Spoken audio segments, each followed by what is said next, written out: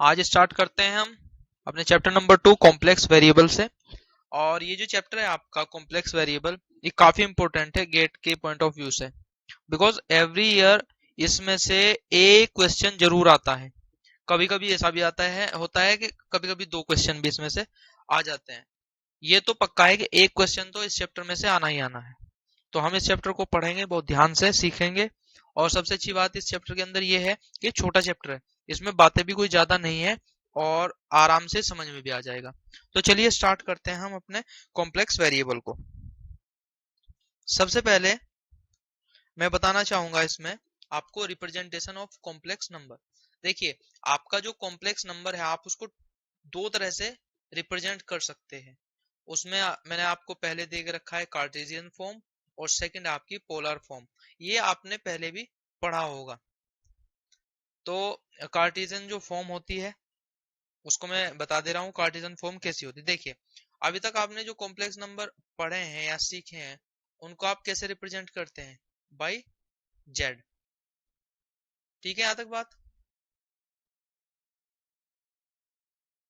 आप by Z उनको represent करते हैं। तो अगर मैं बात करूं कार्टेशियन फॉर्म की, तो कार्टेशियन फॉर्म में कैसे करते हैं हम? z is equal to a plus i b. ये होती है आपकी कॉम्प्लेक्स नंबर को रिप्रेजेंट करने की कार्टेशियन फॉर्म। इसमें a प्लस आई बी। अगर कोई आपके पास नंबर, तो नंबर को आप कैसे लिख सकते हैं? 2 प्लस आई 3, इस तरीके से आप लिख सकते हैं, या 3i, 2 प्लस 3i। अब जो आपका कॉम्प्लेक्स नंबर है ये दो पार्ट से मिलके बना है। एक रियल पार्ट जिसको आपने 2 लिखा है, ये आपका रियल है। और जो आई वाला पार्ट है आपका, जो आपका आई वाला पार्ट है वो होता है आपका कॉम्प्लेक्स नंबर और पार्ट। कॉम्प्लेक्स नंबर और पार्ट। अब आपके दिमाग में बात आ रही होगी भाई आई क्या है। देखिए, आई क्या होता है?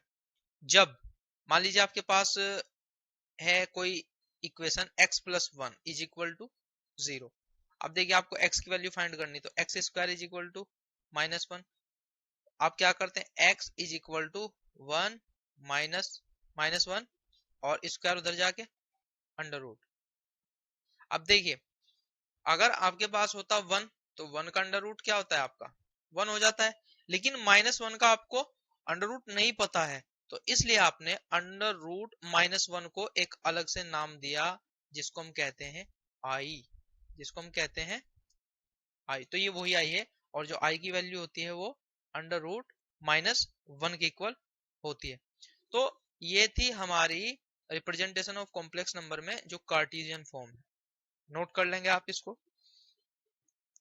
अब देखिए, इसे अगर आप इसे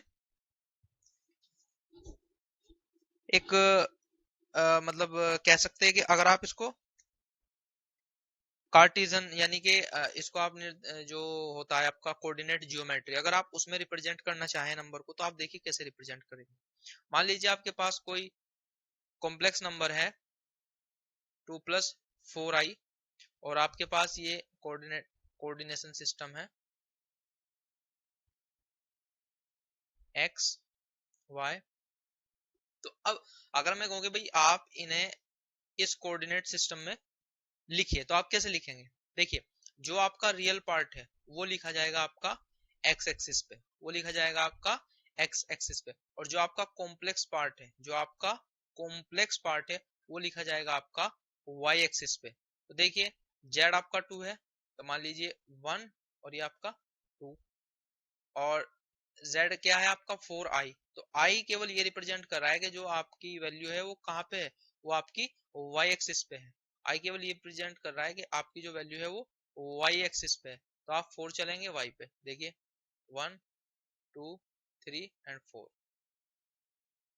तो पॉइंट कहाँ होगा आपका? ये पॉइंट होगा। ये पॉइंट है आपका 2 प्लस 4i। यहाँ तक बात आई आपकी समझ में? आ रही है बात समझ में? अब देखिए, अगर मैं बात करूं पोलर फॉर्म की, सेकंड नंबर पे है आपका पोलर फॉर्म। तो पोलर फॉर्म को रिप्रेजेंट करने का जो तरीका है वो क्या है, देखिए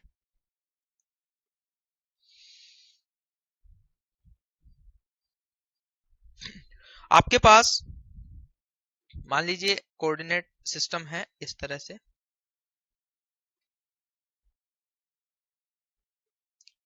यहां तक सही है बात। अब आपके पास कोई कॉम्प्लेक्स नंबर है x प्लस आई वाई, तो आप इसको कोऑर्डिनेट सिस्टम में कैसे रिप्रेजेंट करेंगे, देखिए ये आपका यहाँ पे x एक्सिस पे x और y एक्सिस पे y, तो ये आपका यहाँ पे कहीं पॉइंट होगा, यहाँ से यहाँ तक आपका x और ये आपका y, और पॉइंट हो गया आपका ये x प्लस आई वाई। अब देखिए अगर मैं इसका रिजल्टेंट निकालूं r, रिजल्टेंट निकालूं तो क्या होगा, under root real part square plus complex part square, x square plus y square. अब देखिए पोलर फॉर्म में लिखने का तरीका क्या है, z is equal to r, ये वाला r into i power i theta, sorry z is equal to r into e power i theta. ये होता है आपका पोलर फॉर्म में कॉम्प्लेक्स नंबर को लिखने का तरीका। अब आपको r का तो पता है, r क्या है, x square plus y square, but आपको e का मालूम नहीं है, e क्या है, जो ई आई थीटा है ये क्या है। तो देखिए ई आई थीटा क्या होता है उसको भी आप देख लीजिए, e i theta is equal to cos theta plus i sine theta. E i theta क्या होता है आपका cos theta plus i sine theta. तो अगर आप इसको और सोल्व करना चाहते तो देखिए कैसे सोल्व कर सकते हैं, देखिए z is equal to r into cos theta plus i sine theta, या आप एक लाइन और कर सकते हैं, देखिए आर के अंदर मल्टीप्लाई कर दे आप, r cos theta plus i r sine theta. आ रही है बात समझ में। अब देखिए नेक्स्ट पेज, अब देखिए ये जो आपका पूरा का पूरा एक सिस्टम है, ये आपको कुछ दिखाई दे रहा होगा, कुछ आपको सिग्नल दे रहा होगा, कैसे सिग्नल, ये देखिए आर कोस थीटा ये क्या है आपका रियल पार्ट, आई आर साइन थीटा ये क्या बनेगा आपका इमेजिनरी पार्ट या कॉम्प्लेक्स पार्ट, जिसको आपने कार्टेशियन फॉर्म में पढ़ा है, अभी सीखा है। तो अब देखिए हम कैसे करेंगे, अभी आपके पास x क्या बन गया है r कोस थीटा, और y क्या बन गया है आपके पास r साइन थीटा। तो अगर आप टेन थीटा फाइंड करें तो टेन थीटा कैसे फाइंड होगा, देखिए कैसे होगा, ये आपके पास दो इक्वेशन आ गई मान लीजिए, तो इन दो इक्वेशन से आप टेन थीटा कैसे फाइंड कर सकते हो, 2/1 करके, तो क्या आएगा आपके पास, देखिए y/x और theta is equal to tan inverse y by x। तो ये आपकी थीटा की वैल्यू आ गई, ये आपकी थीटा की वैल्यू आ गई। अब मान लीजिए आपके पास एक एग्जांपल है, एग्जांपल में क्या कहा गया है कि z आपके पास कोई कॉम्प्लेक्स नंबर है जो कुछ इस तरह है 1 प्लस आई, कहा गया है कि इसको ये जो दिया गया है ये आपका कार्टेशियन फॉर्म में है, आपको ये पोलर फॉर्म में कन्वर्ट करना है। तो पोलर फॉर्म में कैसे कन्वर्ट करेंगे आप, देखिए सबसे पहले पोलर फॉर्म क्या होता है आपका r into e power i theta. अब यहाँ पे आपको एक तो r चाहिए, एक आपको थीटा चाहिए, तब जाके आप लिख सकते हैं इसको पोलर फॉर्म में। तो देखिए हम कैसे करेंगे, सबसे पहले हम r को फाइंड करेंगे, r को, देखिए r क्या होगा आपका, r is equal to under root x का स्क्वायर यानी 1 का स्क्वायर प्लस y का स्क्वायर यानी कि जो i के साथ में वैल्यू होती है वो क्या है यहाँ पे 1, तो क्या होगा आपका देखिए √2 हो गया यहाँ तक, यानी r तो आपके पास आ गया है। अब आपको क्या चाहिए थीटा। अब देखिए थीटा के लिए आप क्या करेंगे, थीटा का फॉर्मूला क्या है आपका, theta is equal to tan inverse y by x। So theta is equal to tan inverse y क्या है आपका, देखिए i के साथ में क्या है आपका 1 और x क्या है आपका 1, 1 बाई 1 1 होगा, tan inverse 1 theta is equal to tan inverse, देखिए 1 को आप क्या लिख सकते हैं tan pi by 4, tan pi by 4, tan pi by 4, तो यहां से आपका थीटा क्या होगा, देखिए theta is equal to pi by 4। आप ये रूल जानते होंगे सभी, मुझे उम्मीद है। tan इनवर्स हट जाते हैं और आपका बचेगा क्या पाई बाई 4। अब लिख सकते हैं आप पोलर फॉर्म में z is equal to r की value √2 e power i √2 e power देखिए क्या होगा पाई बाई 4 i, थीटा की वैल्यू आपके पास आ गई ना, देखिए पाई बाई 4, तो z is equal to √2 e power pi by 4 i, ये आपका हो गया पोलर फॉर्म में। तो आप इस तरह से अगर आपके पास कोई कार्टेशियन फॉर्म है उसको आप पोलर फॉर्म में कन्वर्ट कर सकते हैं। अब देखिए एक क्वेश्चन है आपके सामने, सोल्व दिस, ये है आपका i, ये गलती से यहाँ टाइप हो गया, ये नहीं है, इसकी जगह है सही है आपका i power i, solve i power i। आप इसको कैसे सोल्व कर सकते हैं, आप इसको कैसे सोल्व कर सकते हैं बताइए, लगाइए दिमाग। देखिए मैं क्या कर रहा हूं, चलिए मैं सोल्व कर देता हूं। देखिए मैंने क्या लिखा है, ध्यान से देखना, e power i pi by 2 power i। देखिए यहां तक बात आई समझ में नहीं, इस i को मैंने e power i pi by 2 लिख दिया। अब बहुत जो स्टूडेंट है उनके दिमाग में सवाल आया होगा, भाई ये आपने कैसे लिख दिया सर जी। तो देखिए कैसे लिखा, मैं साइड में करके आपको बता रहा हूं, i equal to e i power pi by 2 कैसे लिखा जाता है। देखिए मैंने अभी लास्ट स्लाइड में आपको बताया था e पावर i थीटा क्या होता है आपका cos theta plus i sine theta. अब देखिए अगर मैं जहां जहां आपका थीटा है वहां वहां पाई बाई 2 रख दूं तो क्या होगा, देखिए cos pi by 2 plus i sine pi by 2। अब देखिए e power i pi by 2 is equal to, देखिए कोस पाई बाई 2 क्या होता है आपका 0 प्लस i और साइन पाई बाई 2 क्या होता है आपका 1, तो e power i pi by 2 क्या हुआ आपका, देखिए i इंटू 1 i, और ये तो मैंने लिखा है, ये तो लिखा है मैंने, i की जगह क्या लिखा है मैंने e पावर i बाई 2। अब देखिए यहां तक बात आई आपके समझ में। अब आगे देखिए e power i by 2 i pi by 2 की पावर i। अब देखिए पावर की जब पावर होती है तो पावर पावर में क्या हो जाता है मल्टीप्लीकेशन, तो आप मल्टीप्लीकेशन कीजिए, कैसे देखिए e power i pi by 2, ये i था तो इसने मल्टीप्लीकेशन किया तो क्या हो गया i स्क्वायर, और i स्क्वायर की वैल्यू क्या होती है, i स्क्वायर की वैल्यू क्या होती है नहीं पता। देखिए मैंने अभी पिछली स्लाइड में आपको बताया था i इज इक्वल टू √-1 होता है। आपको चाहिए क्या आई स्क्वायर, तो आप दोनों तरफ क्या करेंगे इसका स्क्वायर कर देंगे, देखिए ऐसे, ये आपने कर दिया square. So i square is equal to √, का स्क्वायर क्या होगा, ये इसको कट कर देगा, बचा क्या आपका -1। सो आई स्क्वायर क्या होता है आपका -1, तो यहाँ पे देखिए आई स्क्वायर क्या रख देंगे आप ई पावर माइनस पाई बाई 2, और यही होगा आपका आंसर। देखिए बात आ रही है समझ में, मुझे उम्मीद है आपकी समझ में काफी अच्छी तरीके से बात आ रही होगी। अब देखिए नेक्स्ट है आपका सोल्व log बेस e -2। इसको आपको सोल्व करना है, इसको आपको सोल्व करना है। तो देखिए हम इसको कैसे करेंगे। देखिए देखिए यहां से solution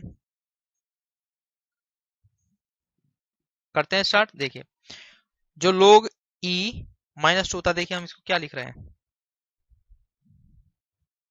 log e i square 2। देखिए अभी मैंने लास्ट स्लाइड में आपको बताया तो है कि आई स्क्वायर -1 होता है, और यहाँ पे देखिए -1 मतलब माइनस इंटू 2 है, तो मैंने जो माइनस है इसको आई स्क्वायर लिख दिया। कोई प्रॉब्लम हुई? नहीं होनी चाहिए। अब देखिए आगे हम क्या कर रहे हैं, लोग प्रॉपर्टी लगा रहे हैं हम यहाँ पे। लोग देखिए मैं ई बार बार नहीं लिखूंगा, आपको ये दिमाग में रखना है कि यहाँ पे ई है। सो आई स्क्वायर प्लस log 2 हो गया यहाँ तक। अब देखिए फिर से लोग प्रॉपर्टी, स्क्वायर है ये सामने जाएगा, यानी two log i plus log 2। यहां तक आ गई बात समझ में। अब देखिए मैं क्या कर रहा हूं, 2 log बेस ई है ही यहाँ पे। देखिए मैं i को क्या लिख रहा हूं, e power i pi by 2, e power i pi by 2 और प्लस log 2 आपका एज इट इज चल ही रहा है। देखिए मैं इधर कर देता हूं, आ रही है बात समझ। अब देखिए यहाँ पे 2, यहाँ पे देखिए log base E power I pi by 2। आप जानते होंगे कि अगर आपका log ई बेस में और जो आपको नंबर दिया गया है वो इक्वल हो, तो उसकी वैल्यू क्या हो जाती है आपकी, उसकी वैल्यू क्या हो जाती है आपकी, 1 हो जाती है, 1। उसकी वैल्यू 1 हो जाती है। तो बचा यहाँ पे क्या, log ई, ये तो आपका हो गया 1। चलिए मैं एक स्टेप आगे कर लेता हूं, उससे कंफ्यूजन ही नहीं होगा। देखिए कैसे, देखिए 2 एज इट इज log ई, देखिए जो पावर में होता है आपका मटेरियल उसको आप सामने ले जा सकते हैं, तो 2 इंटू आई पाई बाई 2 बचा क्या आपका log ई, और यहाँ पे ई ये वाला ई प्लस log 2। अब देखिए इस 2 से तो ये खलास, और यहाँ देखिए log ई ये क्या हो जाता है आपका 1। सो क्या बचा आपके पास यहाँ पे आई पाई प्लस log 2 बेस ई। और देखिए आप इससे आगे मुझे लगता है कि इसे सोल्व नहीं कर सकते, तो यही आपका सॉल्यूशन होगा, यही आपका आंसर होगा। आ गई ये बात यहां तक समझ में। अब देखिए बात करते हैं हम कॉम्प्लेक्स वेरिएबल की, कॉम्प्लेक्स वेरिएबल की आपने पहले भी कुछ बातें सुनी है। जैसे मान लीजिए आपके पास कोई फंक्शन है, ये फंक्शन है, अभी हम कॉम्प्लेक्स वेरिएबल की बात नहीं कर रहे हैं, उससे बात को रिलेट कर रहे हैं, उसको बात से कनेक्ट कर रहे हैं। देखिए कैसे हम कनेक्ट करेंगे बात को। मान लीजिए आपके पास कोई फंक्शन है f x is equal to क्या है, x square plus sine x, कोई आपका ये फंक्शन है, ठीक है। अब देखिए यहां here variable, here variable is x, यहाँ पे वेरिएबल क्या है आपका एक्स है, और जो आपका एफ है आप इसको क्या कहते हैं, real valued function, real valued function.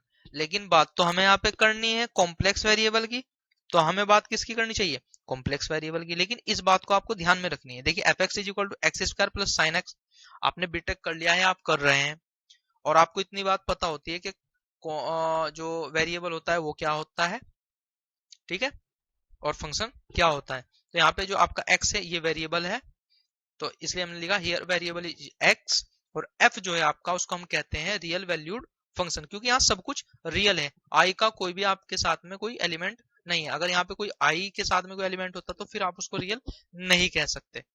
तो यहाँ पर i नहीं है, इसलिए आपने इसको कहा real valued function.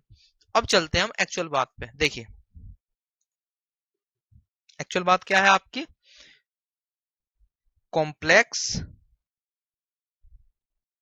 Complex variable, complex variable.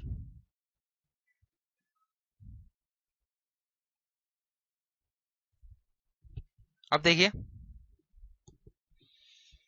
सबसे पहले हम बात करते हैं आपकी उसी फंक्शन की तरह। देखिए कैसे, f z is equal to u plus i v, u plus i we.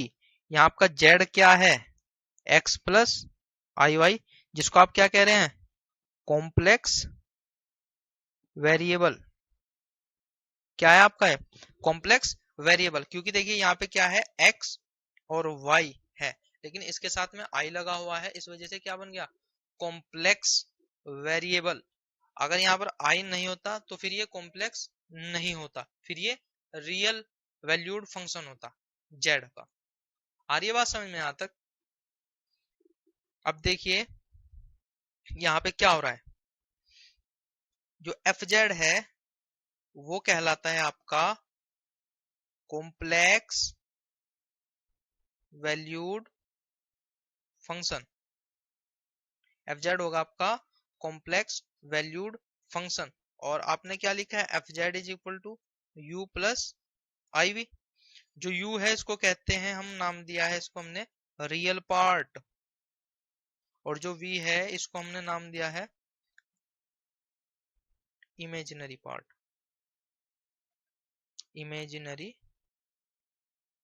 Part, या आप इसको कह सकते हैं जो यू है आपका, ये आपका रियल पार्ट है, और जो ये वाला पार्ट है आई वी, ये आपका इमेजिनरी पार्ट है। अब देखिए एक एग्जांपल ले लेते हैं हम छोटा सा। मान लीजिए आपके पास कोई complex valued function f z है जो कुछ इस तरह है, f z is equal to z square. अब आपको u और v फाइंड करना है, u और v फाइंड करना है, तो आप कैसे फाइंड करेंगे, देखिए मैंने आपको पहले बस z क्या है आपका x प्लस आई वाई, तो आप वैल्यू रखेंगे, वैल्यू कैसे रखेंगे, आप देखिए x प्लस आई वाई स्क्वायर करेंगे आप सोल्व इसको, देखिए एक्स स्क्वायर प्लस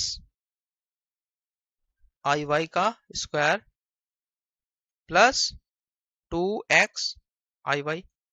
देखिए बात आ रही है समझ में। अब देखिए यहाँ पे x square plus i square y square plus 2xy i. आ रही है बात समझ में। अब देखिए एक्स स्क्वायर आई स्क्वायर क्या होता है आपका -1, so minus y square plus 2xy into i. अब देखिए ये जो ये पार्ट है आपका पूरा का पूरा, ये क्या है आपका, और ये वाला पार्ट क्या है, देखिए ये पार्ट आई के साथ में है, तो ये क्या हो जाएगा आपका इमेजिनरी, इमेजिनरी पार्ट, और ये आपका बिना आई के है, ये क्या कहलाएगा आपका रियल पार्ट। और रियल पार्ट क्या होता है आपका u, और इमेजिनरी पार्ट क्या होता है आपका v, और ये दोनों ही तो आपसे पूछा हुआ है, ये दोनों ही तो आपसे पूछा हुआ है, तो ये हो जाएगा आपका u और ये हो जाएगा आपका v।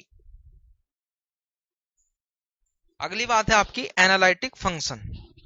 एनालिटिक फंक्शन क्या है, मैं सबसे पहले इसकी डेफिनेशन लिख देता हूं, एनालिटिक फंक्शन होता क्या है। देखिए लिख देता हूं मैं, अब फंक्शन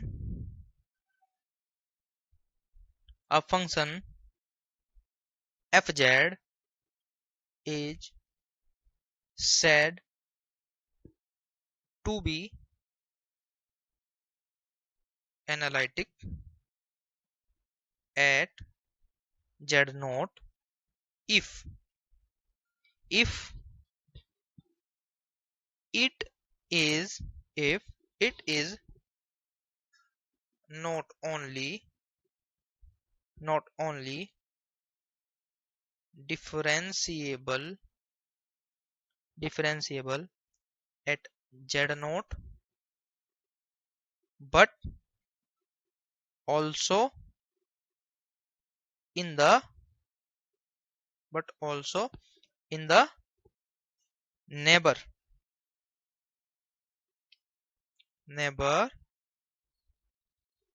बी छूट गया, neighbourhood of Z note.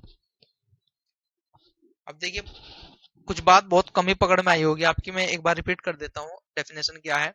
A function f z is said to be analytic at z naught if it is not only differentiable at z naught but also in the neighborhood of z naught. देखिए z naught क्या है? z note एक point है आपका, जिसको हमने z note नाम दिया है, वो आपका एक कोई पॉइंट है। देखिए मैं आपको एक फिगर के थ्रू बताने की कोशिश करता हूं। देखिए मान लीजिए ये आपका z नोट है, कोई फंक्शन, और ये कोई z नोट कोई आपका पॉइंट है, और ये आपका कोई फंक्शन है एफ जेड।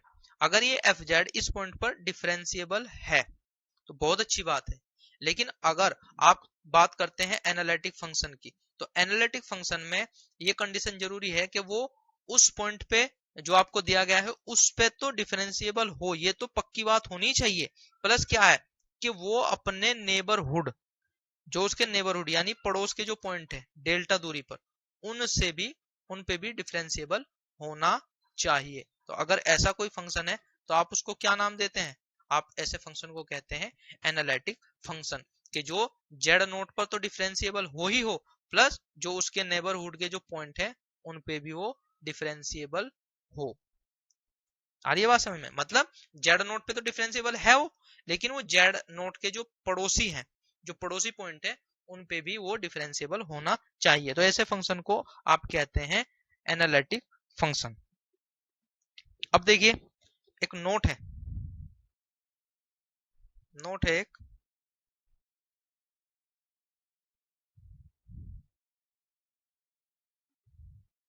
नोट में क्या है कि नोट में आपका e power z sine z cos z sine hyperbolic z cos hyperbolic z and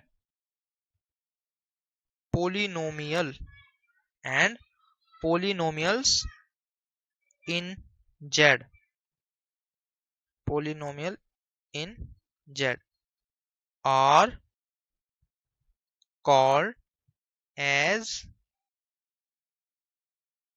entire function, are called entire function। और जितने भी आपके एंटायर फंक्शन होते हैं वो सारे के सारे क्या होते हैं? आपके एनालिटिक फंक्शन। वो सारे के सारे क्या होते हैं? आपके एनालिटिक फंक्शन।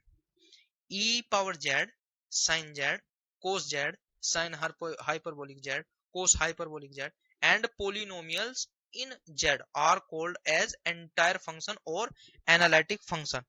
क्यों? बिकॉज भाई क्यों होते हैं? मतलब ऐसे क्यों होते हैं? Why? Because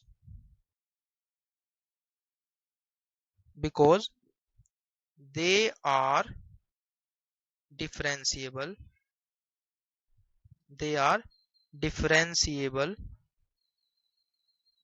because they are differentiable every, देखिए जगह थोड़ी कम हो गई, मैं यहीं पे कर देता हूँ, differentiable everywhere, और इसलिए हम इनको एंटायर फंक्शन कहते हैं। एवरीवेयर से मतलब आप लगा सकते हैं हाँ, और इन फाइनाइट, और इन अलग है और फाइनाइट अलग है, कभी इनफाइनाइट बना दो आप इसे, और in finite part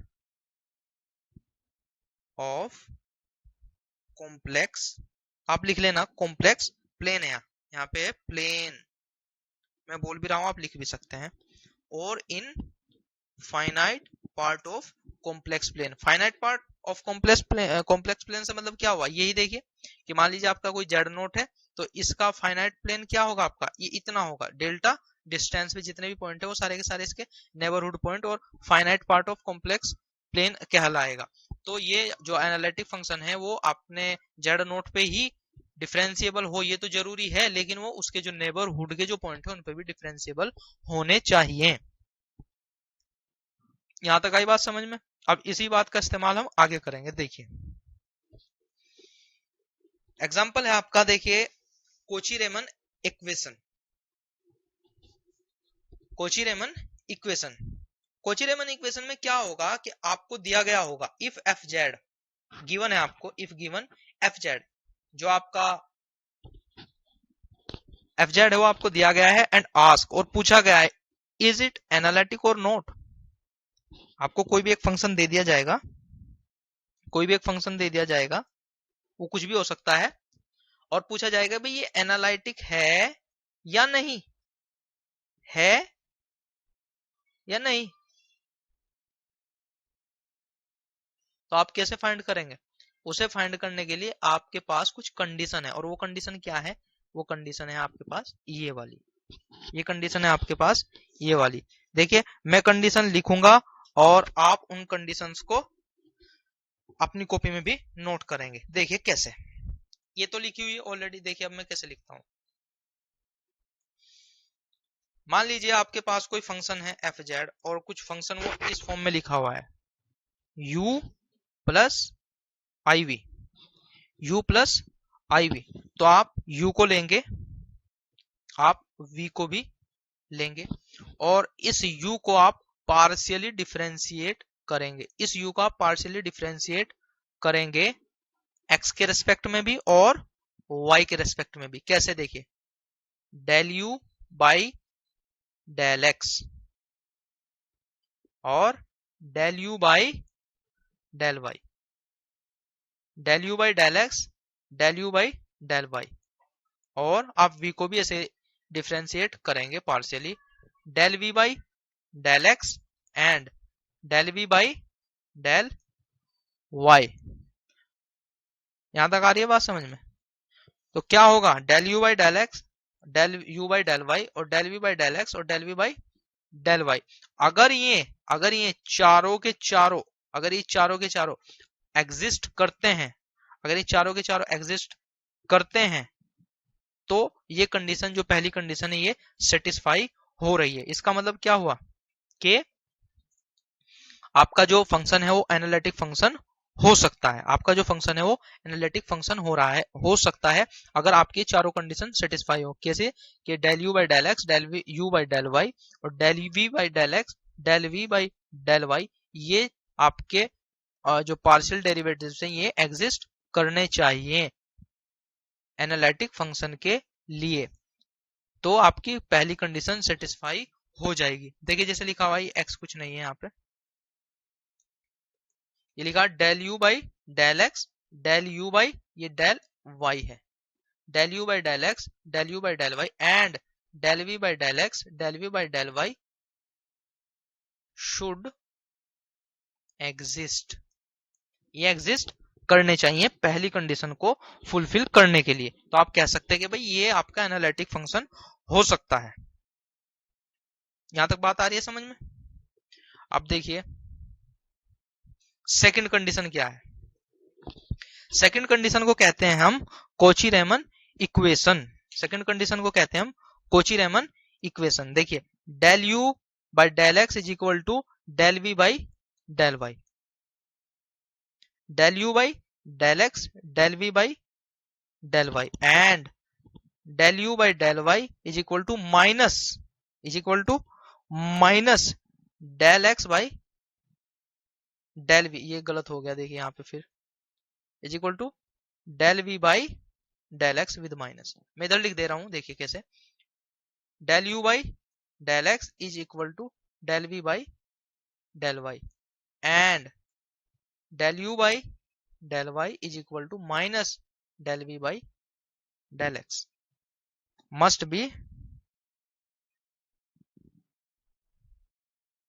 B satisfied. ये आपकी कोची-रीमन इक्वेशन है।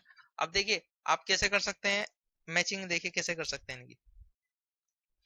जो del u by del x है, जो del u by del x है उसको आप किससे कर रहे हैं मैच? देखिए इसके साथ में आप ऐसे अलग अलग कर सकते हैं। Del u by del x match कर रहे हैं आप del v by del y के साथ में, और del u by del y को आप किसके साथ में मैच कर रहे हैं, del v by del x के विद माइनस साइन। तो आप ऐसे इनमें एक लॉजिकल रिलेशन बना के आप इनको याद रख सकते हैं बड़े आराम से। तो ये आपकी दो कंडीशन है। पहली कंडीशन है आपकी कि जो फर्स्ट ऑर्डर पार्शियल डेरिवेटिव वो आपके एग्जिस्ट करने चाहिए, और सेकंड कंडीशन है आपकी कोची रेमन इक्वेशन भी सेटिस्फाई होनी चाहिए, वो भी आपकी सेटिस्फाई होनी चाहिए। तो अगर आप इन दोनों कंडीशन को सेटिस्फाई करा लेते हैं तो आप कह सकते हैं कि जो आपका फंक्शन है वो एनालिटिक है। तो एक हम एग्जांपल ले लेते हैं। देखिए एग्जांपल है आपके पास, एग्जांपल क्या है, f z is equal to z square. पूछा गया है एनालिटिक और नोट, एनालिटिक है या नहीं। तो आप सबसे पहले क्या करेंगे, इसको क्या करेंगे, सबसे पहले आप इसको ब्रेक करेंगे रियल और इमेजिनरी पार्ट में। कैसे, देखिए जेड को आप क्या लिखते हैं, एक्स प्लस आई वाई और इसका स्क्वायर, फिर एक्स स्क्वायर प्लस आई वाई का स्क्वायर। देखिए इस तरह का हम पिछली स्लाइड में भी कर चुके हैं क्वेश्चन, और प्लस 2xy आई। सोल्व करेंगे, देखिए क्या आएगा आपके पास, x square minus y square plus 2xy i. देखिए f z is equal to x square minus y square plus 2xy i. यहां तक बात आई समझ में आपके। अब देखिए u फाइंड करना है और आपको v फाइंड करना है, तभी आप पार्शियल डेरिवेटिव कर सकते हो, तभी आप पार्शियल डेरिवेटिव कर सकते हो। अब देखिए जो x माइनस वाई स्क्वायर है ये क्या है आपका u, और जो 2xy ये क्या है आपका v। तो हम नेक्स्ट स्लाइड में लिख लेते हैं, u है आपका x माइनस वाई स्क्वायर और v है आपका 2xy। अब देखिए सबसे पहले हम इसके पार्शियल डेरिवेटिव करते हैं जो एग्जिस्ट करने चाहिए। कैसे, देखिए del u by del x is equal to, करते हैं पार्शियल डिफरेंशिएशन। देखिए ये क्या होगा आपका 2x और ये क्या हो जाएगा आपका 0, क्योंकि हम पार्शियल डिफरेंशिएशन कर रहे हैं। अब देखिए आगे चलते हैं, del u by del y. अब देखिए एक्स स्क्वायर ये 0 हो जाएगा क्योंकि हम y के रेस्पेक्ट पार्शियल डिफरेंशिएशन कर रहे हैं, और ये आपका क्या बचेगा, यहाँ देखिए माइनस 2y। अब इधर आते हैं, देखिए del v by del x is equal to, देखिए 2xy, x के रेस्पेक्ट कर रहे हैं तो क्या आएगा आपका, देखिए 2y x1 हो जाएगा, और del v by del y is equal to, देखिए क्या होगा, y के रेस्पेक्ट कर रहे हैं तो ये आएगा आपका 2x। अब देखिए अभी आपने देखा कि आपके जो पार्शियल डेरिवेटिव हैं फर्स्ट ऑर्डर के वो क्या कर रहे हैं, आपके एग्जिस्ट कर रहे हैं। तो इस बात के पूरे पक्की मतलब आपको सबूत मिल गया कि हो सकता है एनालिटिक हो सकता है आपका फंक्शन। लेकिन पूरी तरीके से कंफर्म करने के लिए आपको ये कोची रेमन इक्वेशन भी आपको सेटिस्फाई करानी पड़ेगी। कोची रेमन इक्वेशन सेटिस्फाई कैसे, क्या है कोची रेमन इक्वेशन आपकी, वो है आपकी ये फर्स्ट प्रॉपर्टी थी, ये सेटिस्फाई हो रही है। तो हम लिख सकते हैं all are exist so first condition satisfy। अब सेकंड पे चेक करते हैं, देखिए Cauchy Riemann equation CR equation भी हम इनको बोल देते हैं, आपको बुक में सीआर इक्वेशन भी लिखी मिल सकती है। अब देखिए कोची रेमन इक्वेशन क्या है, देखिए मैं आपको फिर से एक लॉजिक बता रहा हूँ। देखिए आप ऐसे सबसे पहले x के रेस्पेक्ट करेंगे, फिर y के रेस्पेक्ट करेंगे, और v का भी आप x के रेस्पेक्ट करेंगे और y के रेस्पेक्ट करेंगे। अब देखिए आप इसको ऐसे मैच कर दीजिए, जैसे कैंची होती है ना डायगोनल, ऐसे आप इसको मैच करेंगे। कैसे, देखिए del u by del x is equal to del v by del y, और इधर ऐसे करेंगे, देखिए del u by del y is equal to del v by del x with minus, ये आपको ध्यान रखना है, विद माइनस, ये आपकी कंडीशन है। अब देखिए सेटिस्फाई ये इक्वल है भी या नहीं। देखिए del u by del x क्या है आपका 2x is equal to del v by del y क्या है आपका, देखिए 2x। तो क्या हुआ, ये आपकी इक्वल है। तो पहली जो कोची रेमन इक्वेशन है ये आपकी सेटिस्फाई हो रहे हैं। अब सेकंड में देखते हैं हम, del u by del y, del u by del y, del u by del y क्या है आपका, -2y इज इक्वल टू, देखिए माइनस ऑलरेडी है यहाँ, del v by del x देखेंगे, del v by del x क्या है आपका 2y। तो देखिए ये भी इक्वेशन आपकी इक्वल है, -2y is equal to -2y, ये भी सेटिस्फाई हो रही है। तो आपकी दोनों की दोनों कंडीशन क्या है, सेटिस्फाई हो रही है। तो आप कह सकते हैं कि जो आपका एनालिटिक फंक्शन है, जो आपका एनालिटिक फंक्शन है ये वाला f z is equal to z square, ये क्या होगा आपका एनालिटिक फंक्शन होगा, क्योंकि आपकी दोनों की दोनों जो कंडीशन है वो सेटिस्फाई हो रही है। पहली कंडीशन क्या है आपकी कि चारों के चारों जो पार्शियल डेरिवेटिव वो एग्जिस्ट होने चाहिए, और सेकंड कंडीशन क्या है, कोची रेमन इक्वेशन भी सेटिस्फाई होनी चाहिए, और दोनों कंडीशन आपकी सेटिस्फाई हो रही है। तो आप लिख सकते हैं, तो आप लिख सकते हैं, तो आप लिख सकते हैं कि मैं यहाँ कर देता हूँ, देखिए ये यहाँ पे आया क्वेश्चन, मैंने पहले ही करके दे दिया आपको, ठीक है, ये पहले हो गया क्वेश्चन, अगली स्लाइड में था, खैर कोई बात नहीं। तो हम लिख सकते हैं कि ये जो f z is equal to z square है, जेड स्क्वायर है, ये आपका क्या है एनालिटिक फंक्शन है। F z is equal to z square is analytic function. यहां तक आ रही है बात समझ में। अब देखिए आप यहाँ पे एक नोट कर सकते हैं, नोट में क्या लिख सकते हैं आप, जेड स्क्वायर क्या है आपका, देखिए जेड स्क्वायर क्या है आपका, is a polynomial, is a polynomial and polynomial function and polynomial function are entire function and entire function and entire function or analytic function. आ रही है बात समझ में। जो जेड स्क्वायर है ये आपका पोलिनोमियल, पोलिनोमियल क्या होते हैं आपके, मान लीजिए जेड है आपका, तो जेड का पोलिनोमियल क्या होगा आपका, Z square, Z cube, Z 4, Z 5, ये पोलिनोमियल होते हैं। तो जितने भी पोलिनोमियल होते हैं वो सारे के सारे आपके एनालिटिक फंक्शन होते हैं। ये आपको बात नोट रखनी है, ध्यान रखनी है।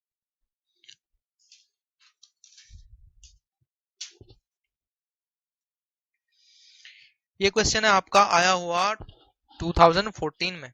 इफ फंक्शन एनालिटिक, आपको कह दिया है पहले से ही, if function analytic and u is equal to 2xy then v should be, u आपको दिया गया है 2xy और आपसे v पूछा है। तो देखिए इसका मैं सबसे सिंपल आपको तरीका बताऊंगा जिसमें सबसे कम टाइम लगेगा। देखिए क्या करना है आपको, सबसे पहले इसका जो कोची रेमन इक्वेशन है वो हम यहाँ पे इस्तेमाल करेंगे। अब कोची रेमन इक्वेशन क्या है वो आपको पता ही है, देखिए del u by del x is equal to del v by del y, और del u by del y is equal to del v by del x with minus. ये ध्यान रखना है आपको, ये मिस हो जाता है बहुत सी बार।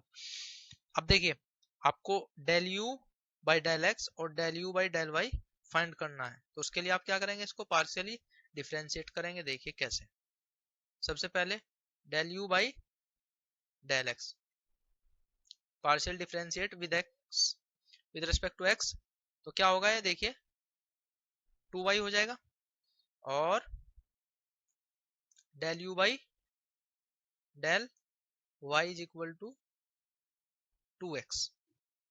यहां तक बात आ रही है समझ में, आ रही है बात समझ में। अब देखिए एक सेट ऑफ इक्वेशन ये है और दूसरा सेट ऑफ इक्वेशन आपके पास ये है।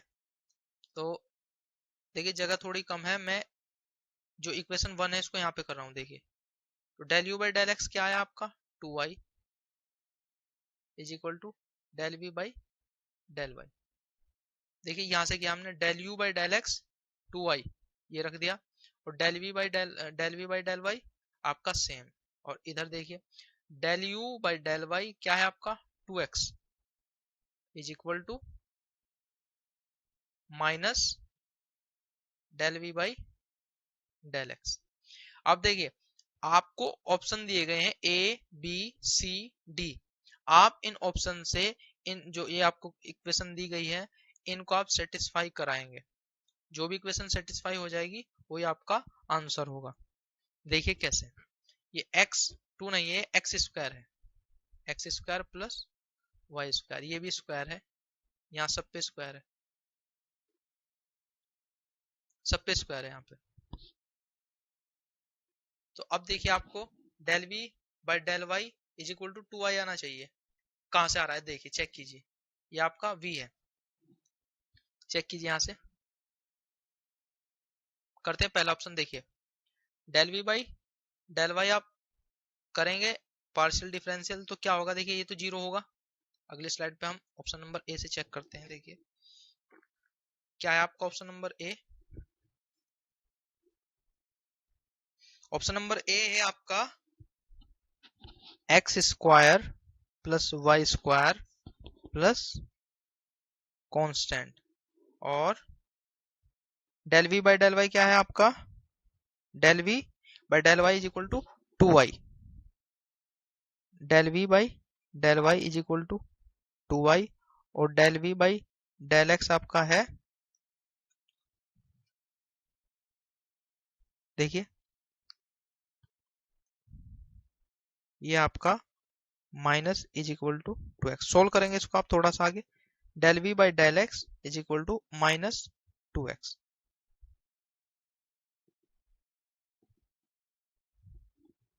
यहां तक आ गई बात समझ में। अब देखिए इसको सोल्व करेंगे आप, ये आपका v दिया गया है क्वेश्चन में, पहले ही क्या दिया गया है, देन v शुड बी, इसका मतलब ये जो a b c d है ये सब की सब क्या है आपकी v की वैल्यू है, v की वैल्यू। तो इस v की वैल्यू को आपको सेटिस्फाई कराना है इन इक्वेशंस के साथ में। एक तो ये वाली इक्वेशन है आपकी और एक ये वाली इक्वेशन है।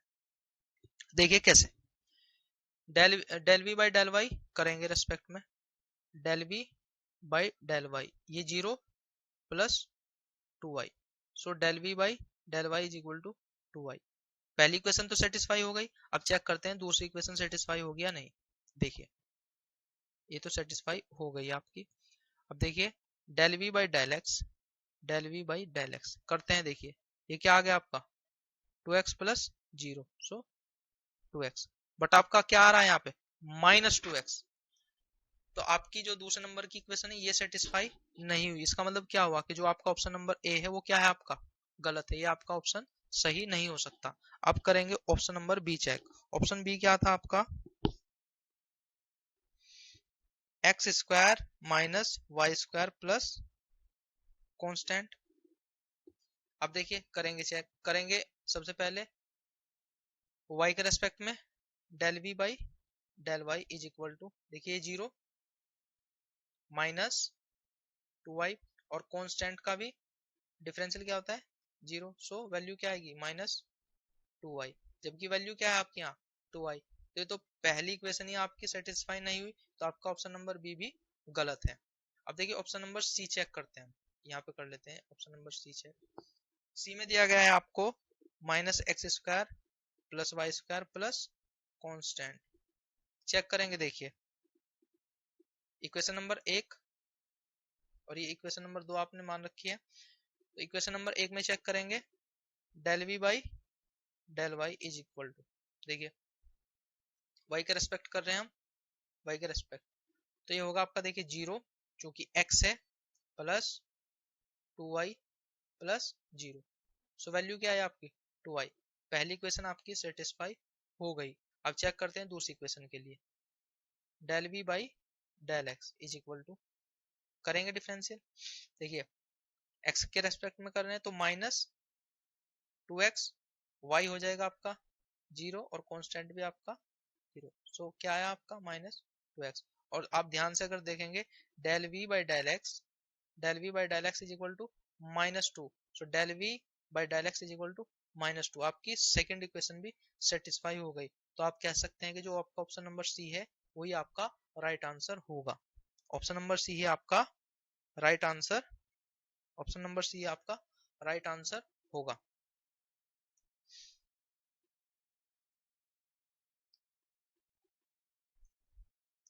ये सी होगा आपका आंसर। तो ये सबसे सिंपल तरीका है क्वेश्चन को सोल्व करने का कि अगर आपको यू दिया गया है और वी फाइंड करना है, यू दिया गया है और वी फाइंड करना है, या आपको वी दिया गया है और यू फाइंड करना है, तो सबसे सिंपल तरीका यही है कि जो भी आपको क्वांटिटी दी गई है आप उसके पार्शियली डेरिवेटिव ले लें और फिर जो आपसे पूछा गया है उसके डेरिवेटिव्स को आप ऑप्शन के साथ में मैच करके देख ले। जो ऑप्शन भी आपका सेटिस्फाई करेगा वही आपका आंसर होगा। ये सबसे शॉर्ट और सबसे सिंपल तरीका है। अब देखिए, अभी तक तो जो बात आपने की है वो है आपकी जो कार्टेशियन फॉर्म थी फंक्शन की, उसके बारे में आपने बात की है। लेकिन अगर आपके पास में कुछ ऐसा हो, if you have a function in polar form then how you check function analytic और नॉट। अगर आपके पास जो फंक्शन है वो पोलर फॉर्म में हो तो आप फिर वो कैसे चेक करेंगे कि फंक्शन एनालिटिक है या नहीं। उसके लिए भी फॉर्मूले हैं और वो फॉर्मूले किस तरह है आइए देखते हैं।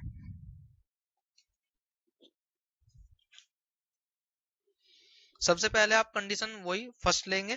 फर्स्ट में क्या था आपका कि जो पार्शियल डेरिवेटिव हो क्या होने चाहिए आपके, मस्ट बी एग्जिस्ट होने चाहिए। तो यहाँ पे भी देखिए सबसे पहले मैं आपको दिखाना चाहूंगा पोलर फॉर्म का जो तरीका है फंक्शन को लिखने का, वो क्या है, z is equal to r e power i theta, z is equal to r into e power i theta.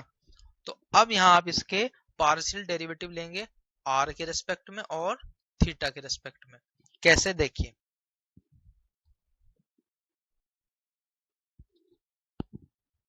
अब ये तो हुआ आपका कॉम्प्लेक्स वेरिएबल पोलर फॉर्म में। अब आपको कॉम्प्लेक्स वैल्यूड फंक्शन लिखना है,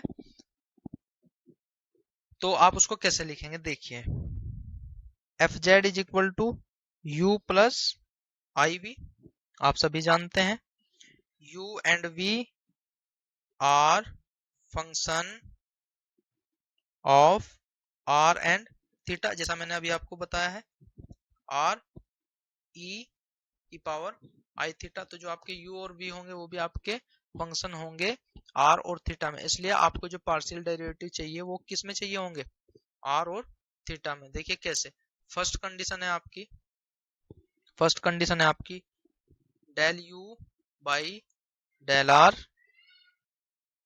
del u by del theta और del v by del r और del v by del theta must B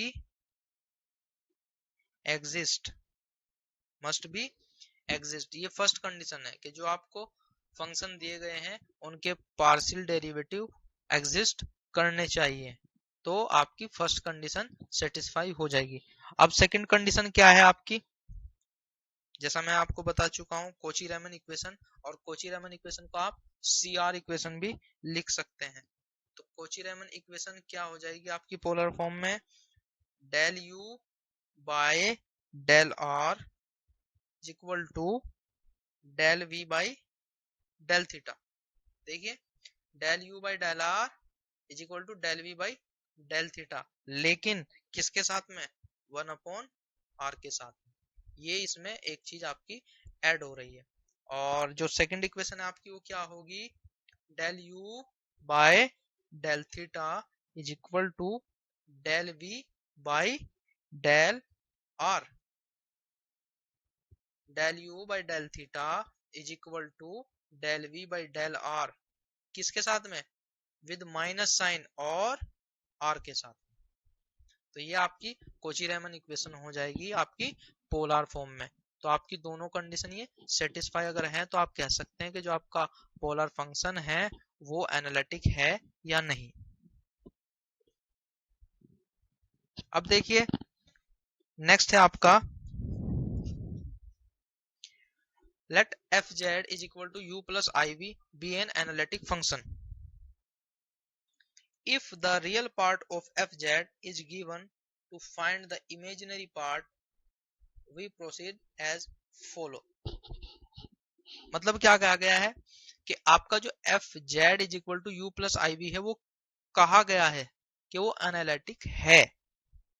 फिर क्या कहा गया कि इफ यदि उसका रियल पार्ट, किसका रियल पार्ट, उस फंक्शन एफ जेड का रियल पार्ट अगर दिया गया हो, गिवन हो, तो फाइंड कीजिए उसका इमेजिनरी पार्ट। तो उसका जो प्रोसेस होगा वो कैसे होगा ये हम देखते हैं। देखिए कैसे हम इसको करते हैं।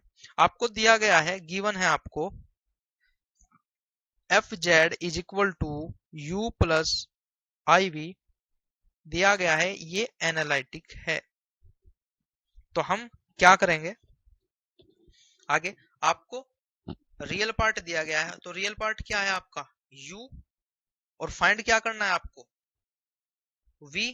तो आप क्या करेंगे, v के टोटल डेरिवेटिव लेंगे। जो चीज आपको फाइंड करनी है उसी के आप टोटल डेरिवेटिव लेंगे। अब टोटल डेरिवेटिव क्या होता है आपका, टोटल डेरिवेटिव, टोटल डेरिवेटिव क्या है आपका, total derivative of v dv is equal to del v by del x into dx plus del v by del y into dy। ये होता है आपका total derivative. Total derivative dv is equal to del v by del x into dx plus del v by del y into dy। ये partial derivative है, partial derivative है।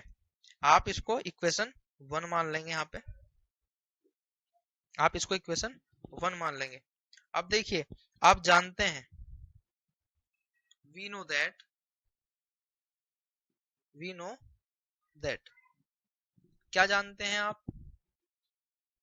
कि del u by del x is equal to del v by del y, Cauchy Riemann equation से। और क्या जानते हैं आप, del u by del y is equal to minus del v by del x। ये क्या है आपकी कोची-रीमन इक्वेशन है। अब देखिए आपको dv फाइंड करना है, आपको v फाइंड करना है, और v फाइंड करने के लिए आपको क्या चाहिए, d del v by del x और del v by del y। But आपको इन दोनों में से कुछ भी नहीं दिया गया है, आपको क्या दिया गया है, u दिया गया है। तो आप कोची-रीमन इक्वेशन की मदद से इन दोनों को रिप्लेस कर देंगे, इन दोनों को रिप्लेस कर देंगे। देखिए कैसे करेंगे, del v by del x किसके इक्वल है, del v by del x किसके इक्वल है, del u by del y के। तो del v, तो इसको हम यहाँ पे एक सही फॉर्म में लिखेंगे। देखिए कैसे, del v by del x is equal to minus del u by del y। इसको इक्वेशन 1 में रखेंगे। कैसे, putting the value of del v by del x and del v by del y in equation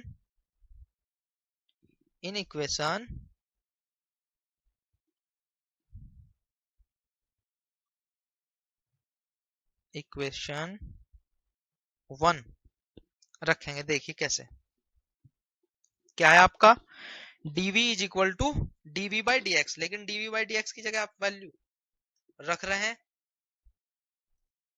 देखिए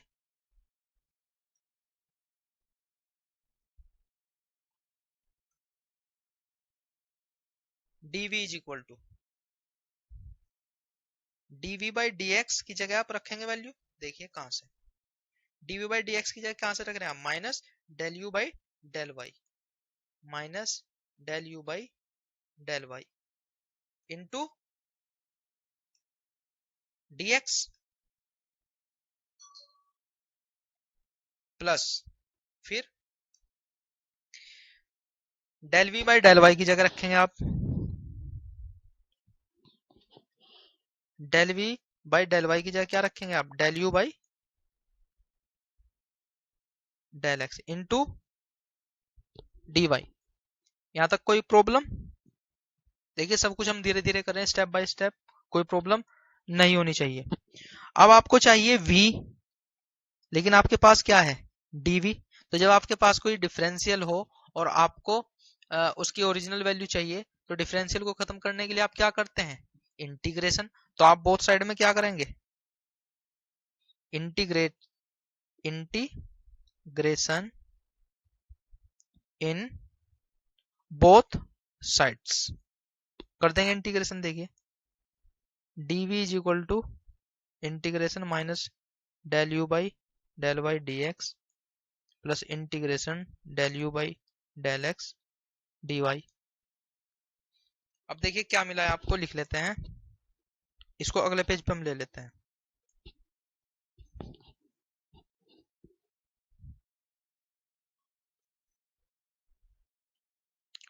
dv is equal to integration minus del u by del y d x plus del u by del x d Y.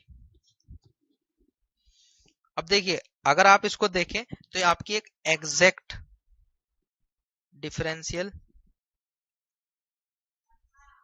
Equation की तरह है, आपकी exact differential equation की तरह हम यहाँ पे इसको ट्रीट करेंगे। कैसे, देखिए m d x plus n d y is equal to constant. तो हम यहाँ पे क्या करते थे डिफरेंशियल इक्वेशन में, यहाँ पे हम y कांस्टेंट मानते थे और यहाँ पे हम लेते थे फ्री फ्रॉम x। तो जो आपकी डिफरेंशियल इक्वेशन है आप उसी का कंसेप्ट यहाँ पे लगाएंगे। देखिए कैसे, dv is equal to y यहाँ पे कांस्टेंट है, तो कैसे लिखेंगे आप, minus del u by del y into d x plus del u by del x into d y. तो यहाँ पे आपको क्या करना है, यहाँ पे आपको लेना है y कांस्टेंट,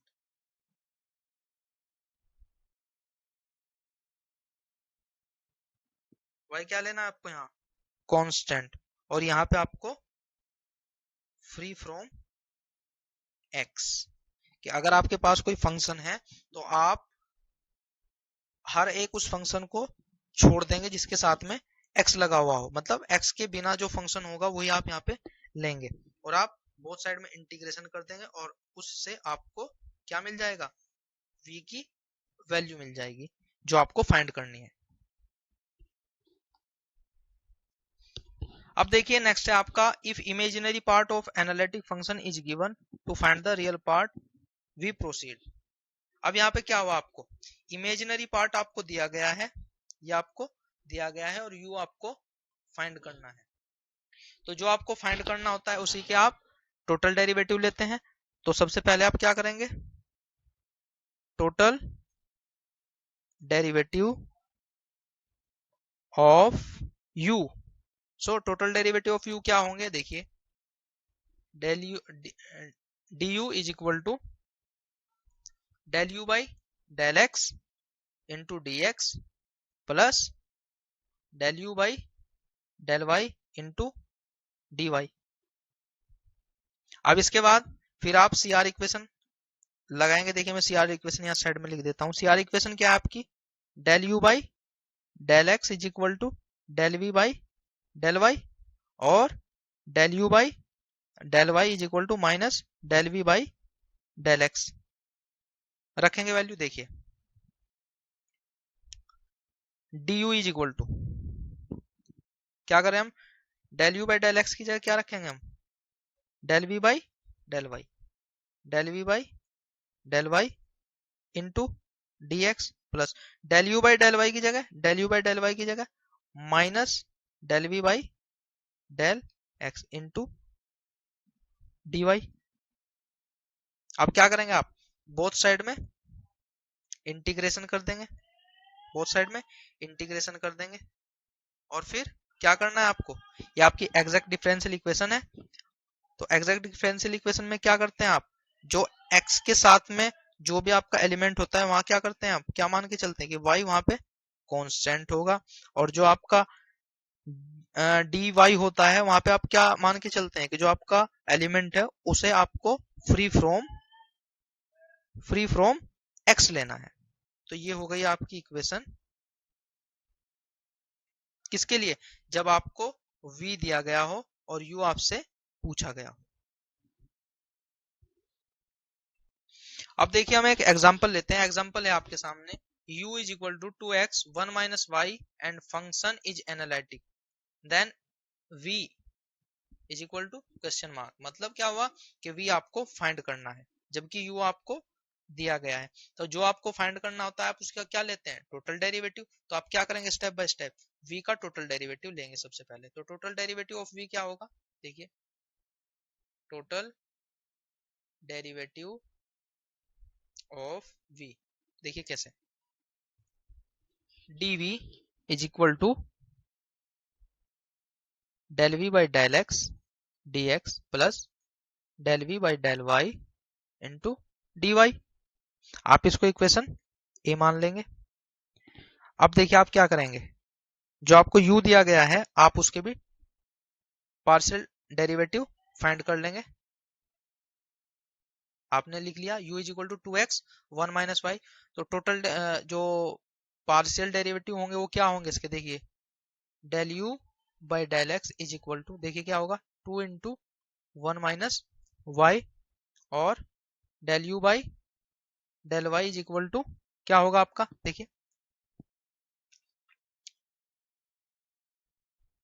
आ रही बात समझ में, ये होगा आपका -2x। यहां तक आई बात समझ में, आपने जो u आपको दिया गया था उसके भी आपने पार्शियल डेरिवेटिव ले लिए। अब इसके बाद आप जानते हैं कोची रेमन इक्वेशन से, बाय कोची रेमन इक्वेशन क्या जानते हैं आप, del u by del x is equal to del v by del y and del u by del y is equal to minus del v by del x. तो अभी आपको क्या चाहिए, v चाहिए, और आपको दिया गया क्या है u। तो del v by del x आपको यहाँ से हटाना पड़ेगा, और हटेगा किसकी मदद से, कोची रेमन इक्वेशन की मदद से। तो चलिए लगाते हैं हम अपना ये शेड्यूल जो हमने पीछे कंसेप्ट में भी पढ़ा है। देखिए कैसे,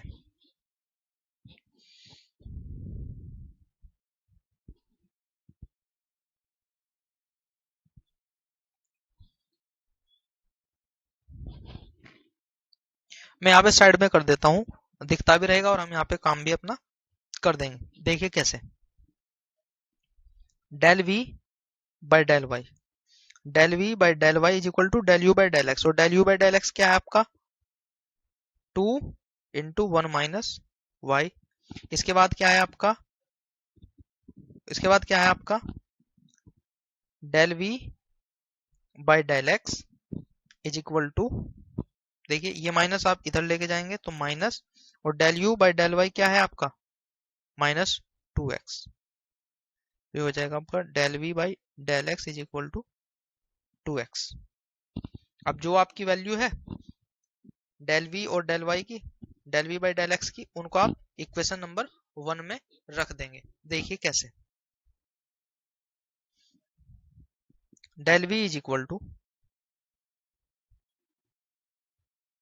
2x into d x, equation value put up कर रहे हैं हम और कुछ नहीं कर रहे, plus 2 into 1 minus y into d y. यहां तक आपने कर दिया। अब इसके बाद आप क्या करेंगे, integration on both side, integration on both side, ये भी कर दिया आपने। और फिर क्या करते हैं आप, जो dx है dx वाले के साथ में क्या करते हैं हम y को कांस्टेंट मान के चलते हैं, और जो y वाला होता है वहां पे क्या करते हैं हम फ्री फ्रॉम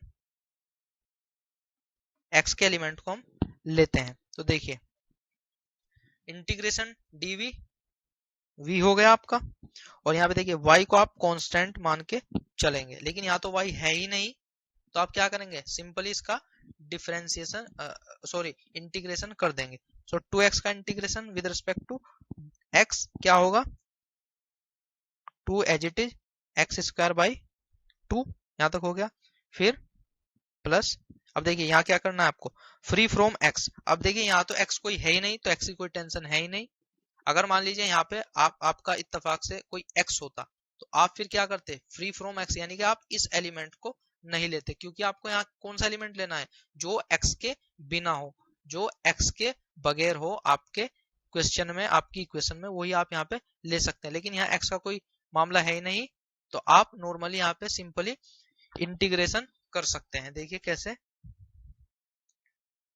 2 इंटू 1 2, और integration with respect to dy 2y, फिर माइनस 2 इंटू वाई 2, और y का इंटीग्रेशन वाई स्क्वायर बाई 2, और प्लस एक कांस्टेंट। अब देखिए 2 से 2 खलास, यहाँ 2 से ये खलास, v is equal to x square plus 2y minus y square plus c, और यही होगा आपका आंसर, यही होगा आपका आंसर।